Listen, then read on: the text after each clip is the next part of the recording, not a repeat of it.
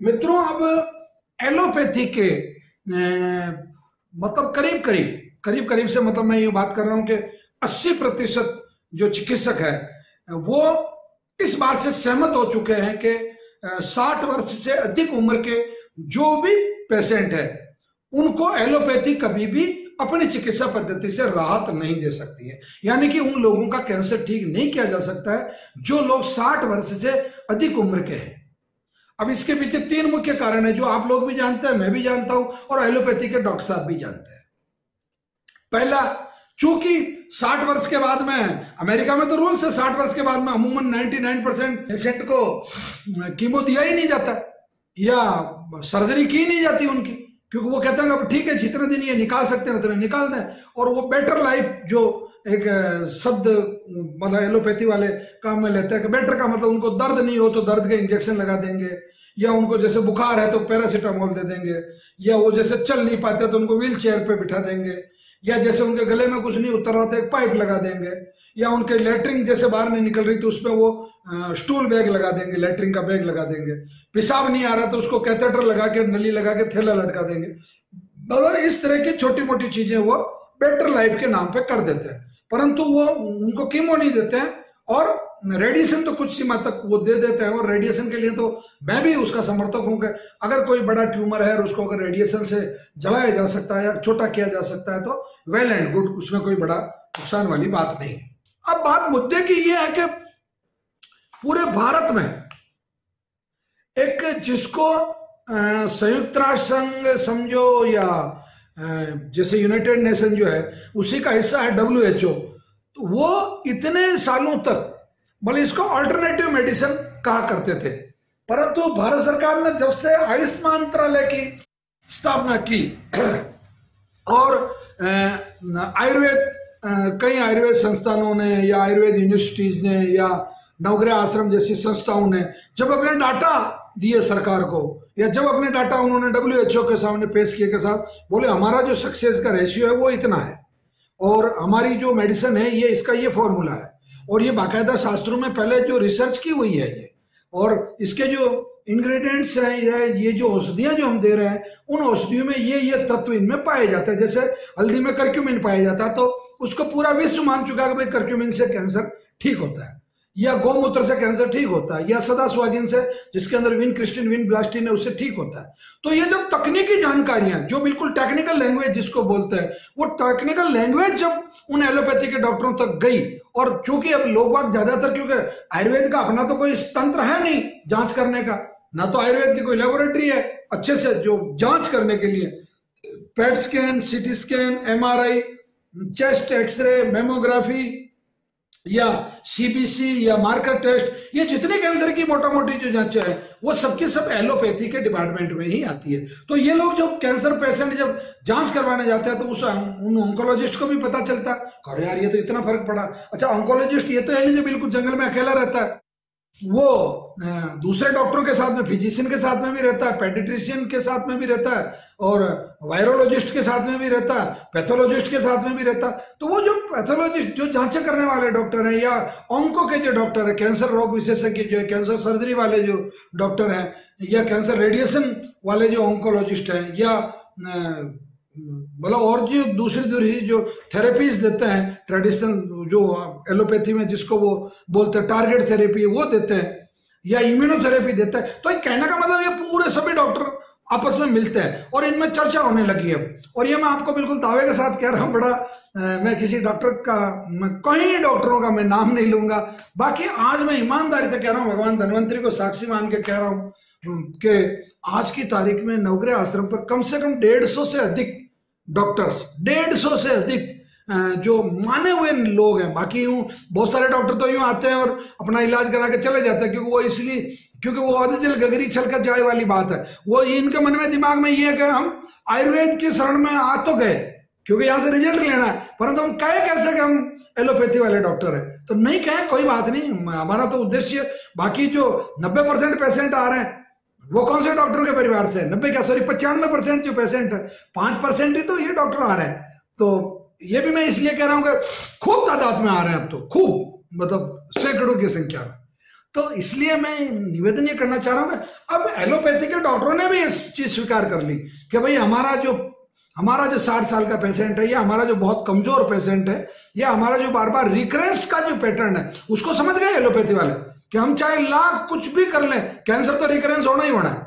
Cancer तो वापस 6 महीने बाद लौटना है कीमो के, और रेडिएशन के 9 महीने बाद लौटना, और सर्जरी में तो आजकल तो 4-5 महीने में ही लौट के आ जाता है। तो उनको मालूम है कि भाई बार बार ऐसा करके उस पेशेंट को मारना नहीं चाहिए, उसको सीधा आयुर्वेद की शरण में ले जाना चाहिए, ताकि वहां ठीक भी होता है, बेटर लाइफ भी मिलती है, पैसा भी खर्च नहीं होता, बर्बाद भी नहीं होता, यानी कि उसमें रोगी बचता है, परिवार बचता है और पैसा भी बचता है। तो ये बात ये एलोपैथी के जितने डॉक्टर्स हैं वो समझ चुके हैं। आप लोग कब समझ रहे हो? आप लोग भी समझ जाइए।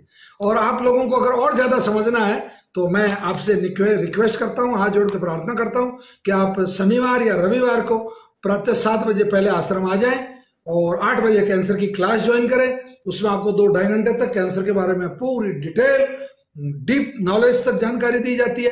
11 बजे तक आपको मेडिसिन देके हम फ्री कर देते हैं। तो ये तो हमारा शेड्यूल होता है। जिन लोगों को माउथ कैंसर है, मतलब मुंह का कैंसर है, तो मुंह के कैंसर में सबसे बड़ी जो परेशानी आती है वो आती है मुंह के खुलने की, मतलब दांतों के बीच में जो गैप है, वैसे ये जो गैप है, इसको जो पूरा जो गैप है, जिसके आदमी के मतलब मुंह में कोई प्रॉब्लम नहीं है, उसको ये पूरा उसकी 3 उंगली मतलब मोटा मोटी 1.5 इंच के आसपास मतलब उसका मुंह खुलना चाहिए। क्योंकि गुलाब जामुन है, रसगुल्ला है, या आप जो निवाला लेते हो रोटी टुकड़ा तोड़ के सब्जी में डुबो के, तो वो करीब करीब इस साइज का होता है। ओके, तो ये 3 फिंगर जो है ये आराम से चला जाता है। अब उनका मुंह खुलता नहीं, तो खाना खाने में परेशानी आती है। बल्कि कुछ लोगों का तो मुंह इतना बंद हो जाता है कि उनको लिक्विड में भी परेशानी आती है, मतलब पीने में भी। हालांकि मुंह के लगा के होठ पे लगा के अगर आप यूं सिप करोगे तो पिया जाएगा, बाकी आप यूं गट करके नहीं पी सकते, परेशानी आती है। अब इस मुंह को खोलने के लिए आपको क्या करना, एक प्रैक्टिस बता रहा हूं आप लोगों को। 2 तरीके हैं। एक तरीका है, आप ये जो आइसक्रीम खाने की जो चम्मच होती है लकड़ी की, जो केवल यूं एक आगे से थोड़ी सी चौड़ी होती है, वो लकड़ी की बनी होती है, तो ऐसी आप इतनी चम्मच ले आए, इतनी संख्या में वो 50, 60, 70 जितनी भी होती है, कुल मिलाकर आपको 1.5 इंच जितना 1.5 इंच मोटाई होती है, उससे भी थोड़ी ज्यादा 2 इंच मोटाई जितनी चम्मच ले आया। या ऐसे 1 रुपए के 2 रुपए के जो सिक्के होते हैं, ये सिक्के ले लें। तो आप सिक्के जो लेंगे तो आपको एक कपड़े की भी जरूरत पड़ेगी, ऐसा रुमाल या ऐसा कोई भी सूती कपड़ा। अब करना क्या आपको, इसका स्टेप नंबर 1, आपको एक आदमी की जरूरत पड़ेगी इसके लिए। आपके एक पत्नी की या एक मित्र की या एक किसी भी व्यक्ति की आपको आवश्यकता पड़ेगी। आपको क्या करना, मुंह को दांतों को खोलने की कोशिश करनी है। कैसे, देखिए आप,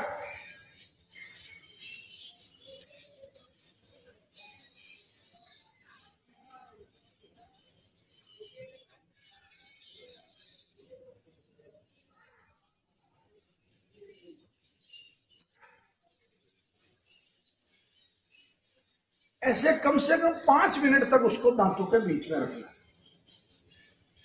अब ऐसे एक ही दिन में नहीं खुलेगा 1.5 इंच। आपको शुरू में अगर रोजाना आप एक सिक्का भी बढ़ा पाते हैं, या रोजाना आप उस आइसक्रीम की जो चम्मच है वो 1 चम्मच भी अगर डेली बढ़ा पाते हैं, तो मैं कह रहा हूं आप सक्सेस हो गए। आप दवाई आराम से ले पाएंगे, खाना आराम से खा पाएंगे, ये बाहर निकालिए। फिर सेकंड है, ये जैसे जितने सिक्के थे, माना कि ये कितने सिक्के हैं, 1 2 3 4 5 सिक्के हैं ये। अब आपने ये 6ठा सिक्का रख दिया। ये कपड़ा क्यों रखा, कोई बता सकता है? दांत गिर सकते हैं, धातु है ना। उस आइसक्रीम वाले में तो कपड़ा नहीं रखना, वो तो लकड़ी है वैसे, उसका तो कोई नुकसान नहीं। परंतु ये क्योंकि गिर सकता है। और इसको मैं आप वाली बात नहीं मान लेता हूँ, इसको यूं रखना है, यूं नहीं रखना है, उल्टी। ये जो मतलब ये जो इसकी जो सेफ पोर्शन है, इसका क्लिप है, वो क्लिप बना दिया मैंने। अब वापस दूसरे दिन क्या करना है,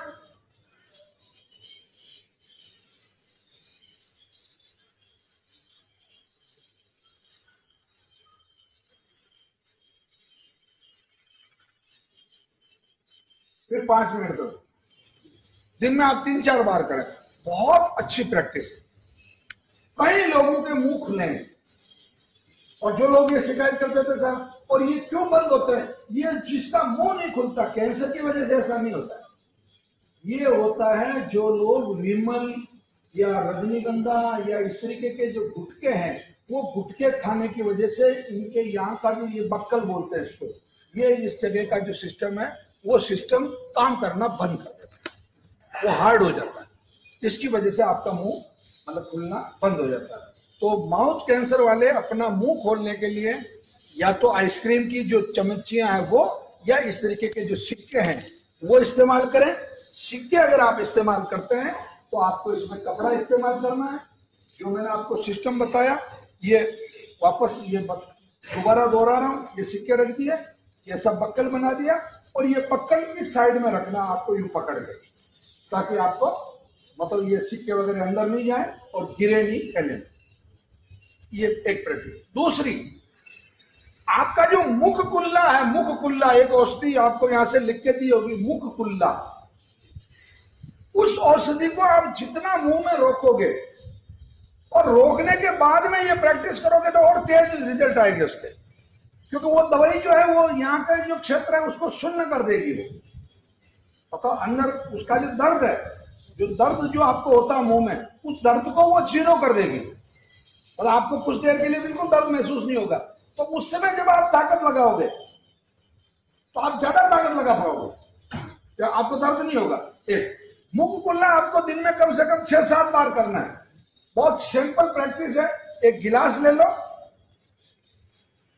जिसमें 150 ml के करीब पानी भर लिया आपने, 2 चम्मच उसमें दवाई डाल दी, पाउडर डालना आपको केवल उसका मुख कुल्ला जिस पे लिखा हुआ है, और उसको 12 घंटे के लिए भीगने दो। यानी कि शाम को डाल दिया आपने गिलास में, 2 चम्मच आपने दवाई डाल दी, गिलास में 150 ml करीब पानी भर लिया, और रात भर उसको पड़ा रहने दो। सुबह पहले उसको हिला लो अच्छा, या मिक्सी में ग्राइंड कर लो और उसको छान लो, बस वो आपका तैयार हो गया। अब आपको उसको पीना है, मतलब गिटकना नहीं है, मुंह में लेना है। मुंह में लेके और उसको एक दिन जैसे आपने उसको 1 मिनट रखा, दूसरे दिन उसको 2 मिनट रखने की प्रैक्टिस करो, तीसरे दिन 3 मिनट की प्रैक्टिस करो। मुंह के अंदर छाला है फिर भी करना है, जीभ पे छाला है फिर भी करना है, साइड में दांतों में कोई प्रॉब्लम है फिर भी करना है, मतलब करना है। और प्रैक्टिस को धीरे धीरे दिन में 5 बार और कम से कम 5-7 मिनट तक आप उसको स्टे करें, अंदर रोके, और फिर उसके बाद में नीचे गिरा दें। और 2 मुख कुल्ला की प्रैक्टिस के बीच में ये दांतों को जो चौड़ा करना है, मुंह को जो खुला करने का जो ये गैप बढ़ाने का जो सिस्टम है, उसको इसके साथ में करना है। तो ये जो जिनके मुंह नहीं खुलता है, दांत नहीं खुलता है, उनके लिए ये प्रैक्टिस मैंने आपको बताइए। मुंह खुल्ला वाली भी बहुत अच्छी प्रैक्टिस है।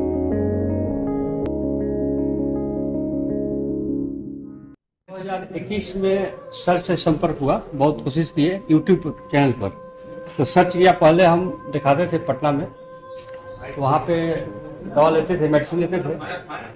2017 में नहीं हुआ था, 3 साल अंग्रेजी दवा लिए तो फिर व्हाइट चेहरा हो गया, स्किन पतला हो गया, नाखून से भी ब्लड आने लगा था। तो सर का यूट्यूब पर हम चैनल पर देखा, सब्सक्राइब किया, देखा कि उसमें सर का अंतिम है। पटना में अंतिम मिले थे 500 में, वेदांता में लिए थे, वेदांता में हाँ, लेकिन वेदांता में लिया था। और बहुत टेंशन, पूरा परिवार, हम परिवार पूरा टेंशन, खुद तो अपने टेंशन, बाल बच्चा परिवार सब कुछ टेंशन, पिताजी माँ सब कुछ पूरा फैमिली। फिर आत्मविश्वास जागा कि चलते हैं, अंतिम में सर के पास चलते हैं। आए और सर का दवा मेडिसिन खाए 1 साल, जैसे सर बोले उसी तरह खाए मेडिसिन का। और आज बिल्कुल मतलब सर के सामने रिपोर्ट है, और सर हमारे लिए तो भगवान का दूसरा रूप है। कौन सा कैंसर था इनको बताया? ब्लड कैंसर, ब्लड कैंसर है। ये हमारे दूसरे भगवान का दूसरा रूप है, साक्षात है हमारे, हम तो ही मानेंगे। हमको तो लगा कि जिंदगी अब खत्म हो गई, ऐसा नहीं होता है। लेकिन आत्मविश्वास जागा। सर का दवा का परहेज तो किया 100%, जैसे सर बोला वैसे बिल्कुल उसी तरह किया। आज आप लोग के सामने है कि और को याद रख के जाए, पल्ले बांध के जाए, गांठ बांध के जाए। अगर कोई आदमी हिमालय पे गया है ना, एवरेस्ट पे चढ़ा है ना, तो उसके अनुभव का लाभ लो। ये हिमालय पर कैसे गया, एवरेस्ट तक पहुंचा कैसे? ये कोई राजस्थान का रेगिस्तान नहीं है जो तोड़ के चले जाओगे। अगला एवरेस्ट पे गया है। तो इन्होंने अभी अपनी बात में दो चीजें कही जो मुझे समझ में आई। एक तो परिवार का सहयोग, और दूसरी बात इनकी, क्योंकि ये तो सब जगह से हार गए थे। मैदान का तो बहुत बड़ा नाम है, हार गए थे।